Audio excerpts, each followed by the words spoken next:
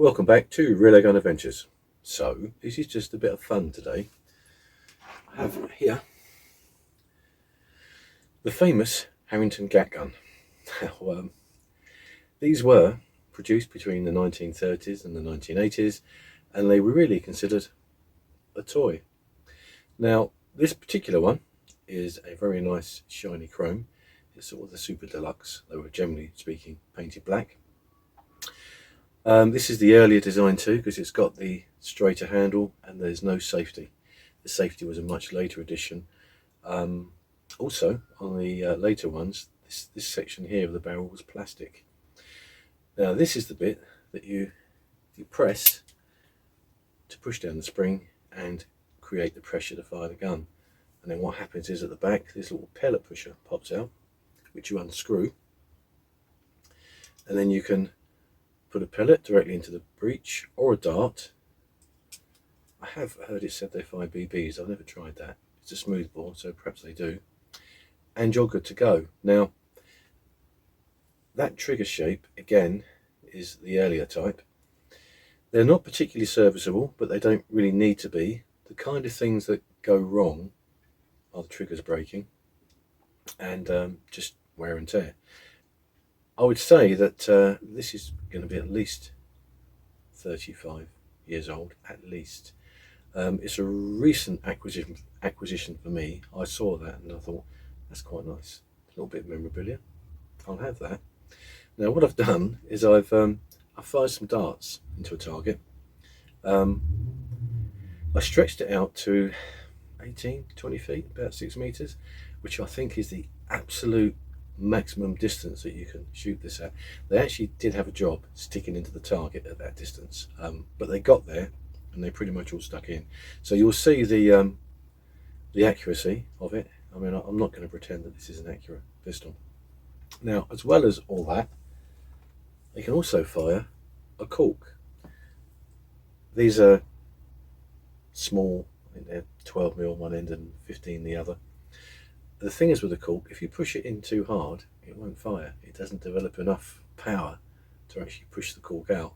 But at a relatively gentle push, it works. And that's the kind of thing you would have found at fun fairs back in the day. And in fact, Harrington did make a Gat rifle. And I can recall seeing those many years ago and shooting those at the fair and doing quite well. Now, it does take a little bit of pressure to close that down because it's all very short and compact. So what most people did was they put them against something and did that. And that works fine. If I put this cork in a little bit firmer than I did the last one, push that down. I wonder if that'll actually fire now. Yeah. So this is a good one. The corks, if you need to get some corks, should you acquire one of these, they're not that easy to track down. Protect supplies in Bognor Regis have all kinds of strange stuff, and I know they've got corks. Darts, again, this is a pack of darts that's probably quite old. You can reuse them because it's not a rifle barrel. There's nothing particularly precision engineered about this, so providing you don't fire the darts into a brick wall, they will go again. It really is just a bit of fun. That's all it is. It's quite an attractive little thing. I did have a Diana pistol back in the day as well, which worked on exactly the same principle, and that was woefully inaccurate and pretty low on power as well. In fact, it wasn't mine, it was a friend's, and I swapped it. I think I swapped it for my old Milbury G10, which I didn't think was as accurate as the Diana, but it turned out it was probably better. So these have become something of a collectible. They're not particularly valuable, in all honesty. Maybe a mint condition one in the box with all the original bits and pieces would fetch a few quid, but I wouldn't bank on it. It is just a little bit of a lot of people's childhood. It's incredible to think that this was gifted by parents to their children, because I mean, look at this, that is really quite dangerous in the wrong hands. But then again, we all survived. We're all still here. That's the thing about the Generation X, isn't it? We haven't been mollycoddled or subject to the nanny state. at any stage in our lives. Now, I will just say that this is probably between 30 and 50 quid to buy one of these in good condition. You can buy the black ones for a lot less. I've seen them for between sort of 20 and 30 pounds. This quite often is grey, it's aluminium, and they would have been painted originally, and it just rubs off from use. The later ones are plastic. I've seen them branded Umarex as well, which always makes me smile, because as you know, Umarex are associated with some quite high quality stuff. Oddly, those Umarex ones are made by Harrington. Okay, I'm going to shoot with it. I'm going to stick 4 darts into a target. The target is a wooden box with a paper target taped over the front. I did wonder if they'd go into the box and come out the other side. Didn't need to worry. Anyway, let's have a look. I'll be right back.